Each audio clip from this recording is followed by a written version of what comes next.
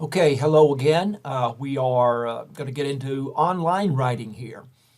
Writing for websites and stories that appear on websites. And of course, we will include in this social media, will be part of it. So we're going to be talking about writing for the web. And one thing we learn is that writing for the web is, in a lot of ways, very similar to what we've already been talking about, writing for print, journalism in particular, and also broadcasting, but there are also some differences. So here are some characteristics of writing for the internet, the web.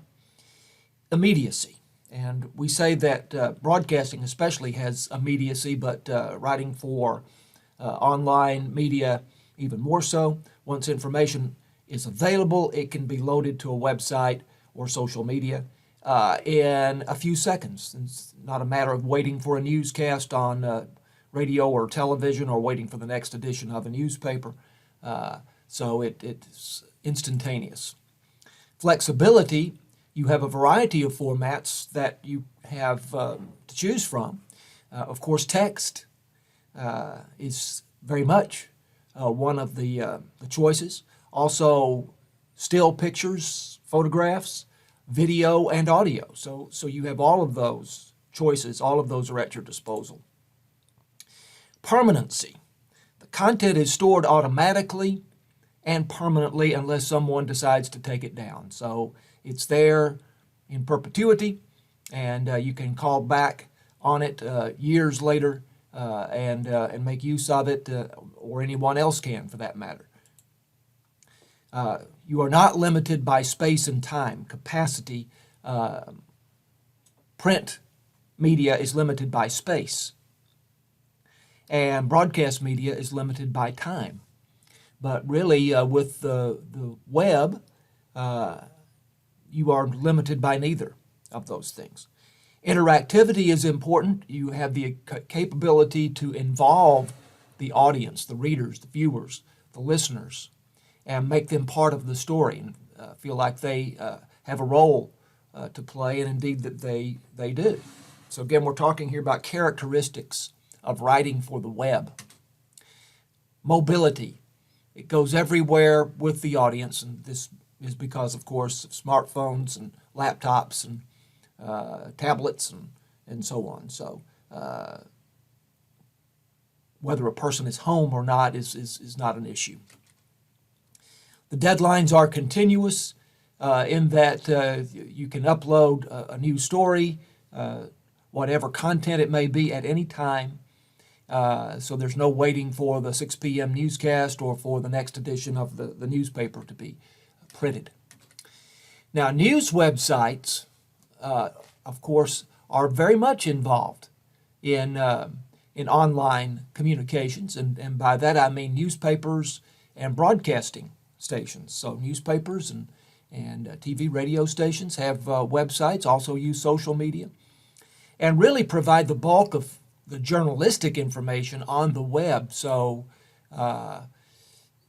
even though, say, the Dallas Morning News is a traditional newspaper, it is going to provide news on its website as well. Same is true for the other links that you see there, KRLD, which is News Talk Radio in Dallas, and KDFW, which is Fox 4 television. So let's look at these websites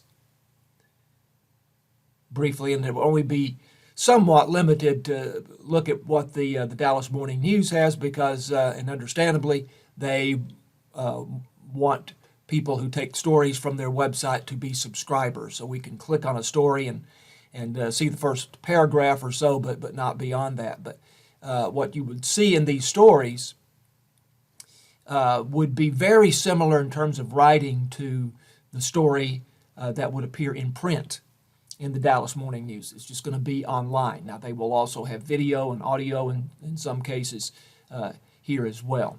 So let's look at some others. KRLD, which is News Radio, News Talk Radio. And I should say I do some work for KRLD and the Texas State Network part-time. But stories that you might hear on KRLD will also appear on the KRLD website, and they will be very similar to how they would appear if they were print stories. So this is a story that originated on KRLD radio, but you see it here as a print style story. And so the style that you would use for newspaper writing is used here in this story that is on the KRLD radio website. And then we'll look at Fox 4.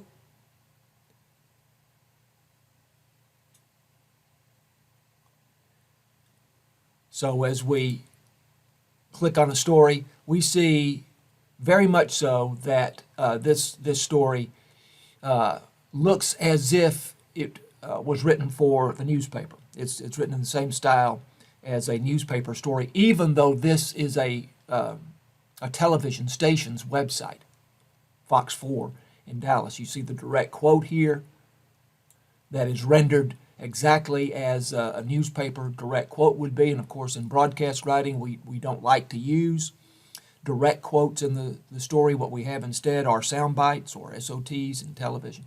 But this story then from Channel 4, Fox 4 in Dallas, is written very much like, in fact, exactly like a newspaper story. Here again is a direct quote that's rendered in the style of a print journalism story. So text is very much part of online communications, and in particular for news organizations. The web is not as profitable. Online communications are not as profitable for, in particular, newspapers as previous forms of media. Dallas Morning News in particular has had a hard time generating as much revenue from its website as it does from its print edition. But of course the subscription to the print edition has been declining for some time. And also television and radio have found it difficult to make as much money, to generate as much revenue via the web as their traditional TV and radio communications. Nevertheless, those news organizations do use the web, and they will continue to use the web, and it will become probably even more important. Blogging, and the word blog comes from the two words weblog.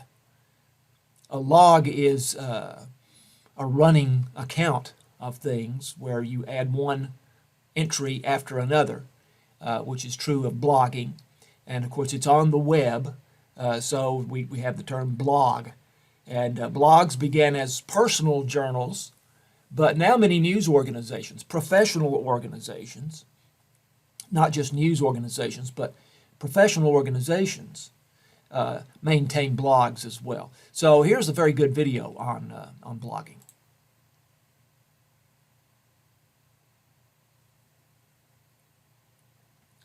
Blogging is popular. Everyone's already doing it. You're probably already doing it.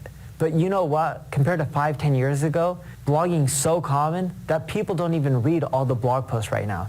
8 out of 10 people will read your headline, but only 2 out of 10 will click through and read your article. That just shows that people are desensitized to blog posts and they're not really reading them.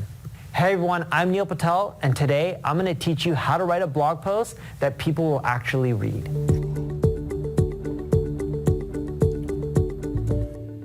So if you're going to write a blog post, there's a few things that you need to know.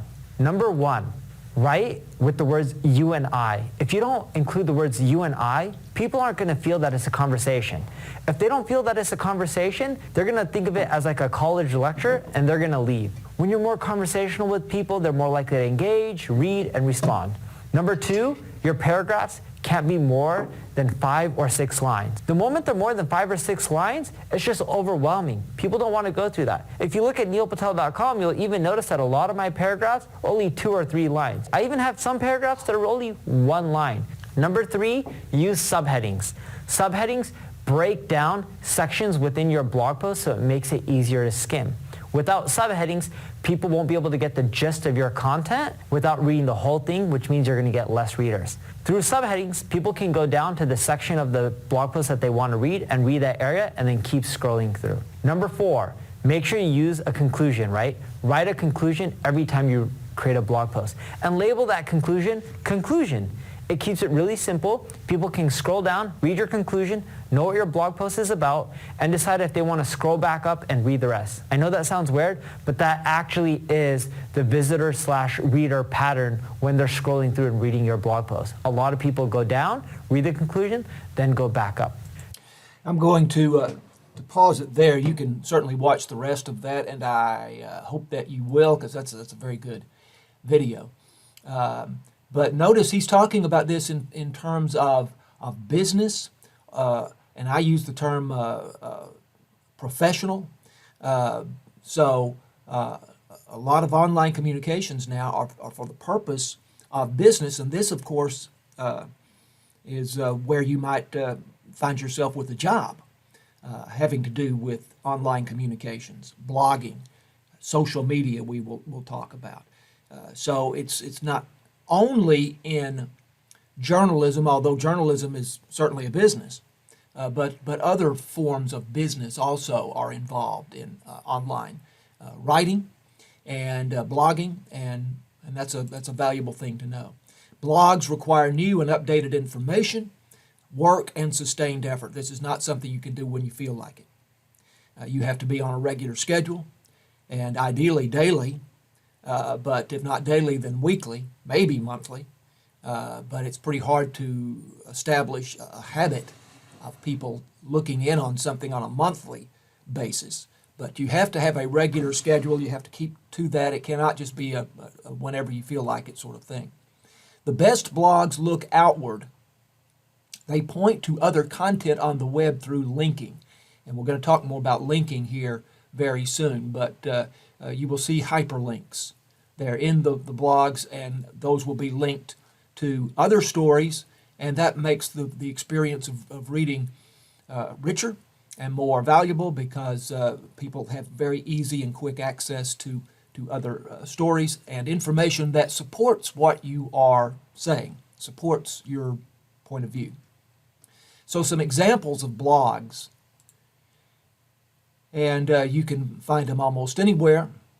And a blog can be on almost any subject, provided there's an audience interested in that subject.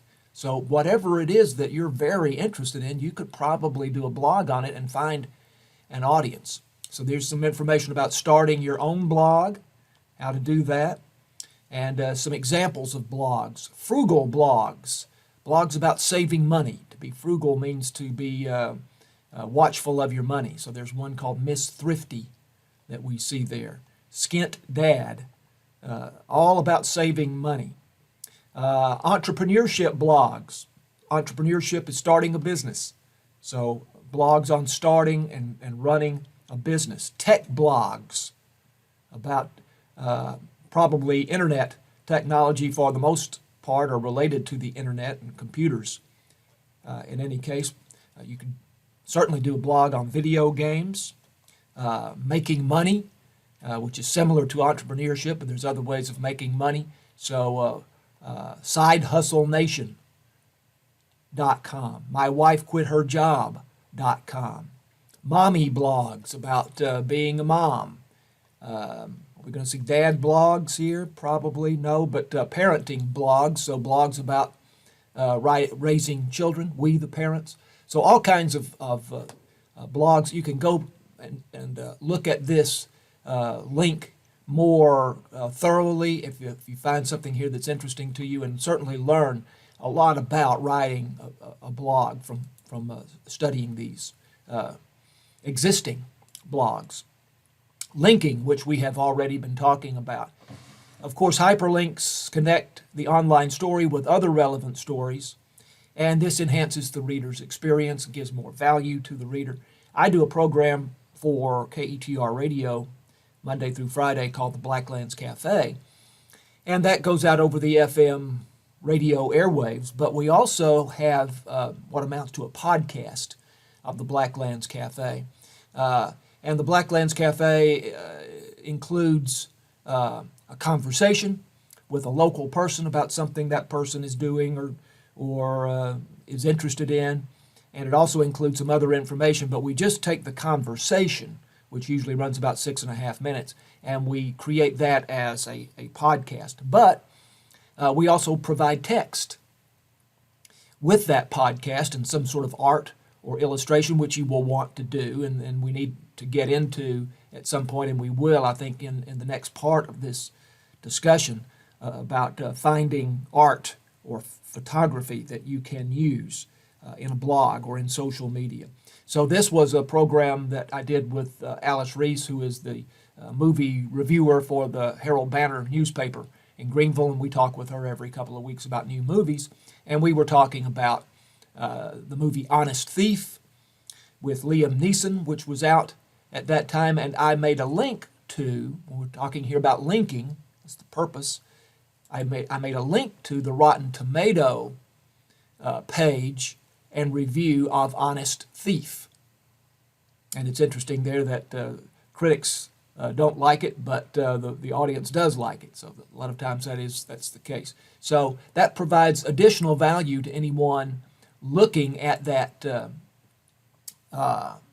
podcast or the podcast link there and podcast text on the KETR website. And we also talked about in that particular conversation some Halloween movies had been released. So we talked about the old movie with Bette Midler, Hocus Pocus, and I made a link to Rotten Tomatoes there. So that's an example of linking that, and all kinds of blogs do it, podcasts do it, anything with text probably will include some hyperlinks, and they're not hard to create, and you may very well know how to create them already. Social media. Writing for social media requires all the techniques that we have been talking about, concise writing, information-rich words, everything that we've talked about. For the sake of professionalism, be careful of spelling. And I think it's important to say that writing for social media, Facebook or Twitter, it is not the same as texting. And so things that you might get by with texting with your friends, for example, spelling the word you, Y-O-U, just as the letter U, would not really be professional. And so it's not a matter of just replicating your texting tendencies, habits in social media. So I'm going to show you at least one of these two videos. We'll see how we're doing on time. But we'll look at the first of these, and then there's another one that's also very good.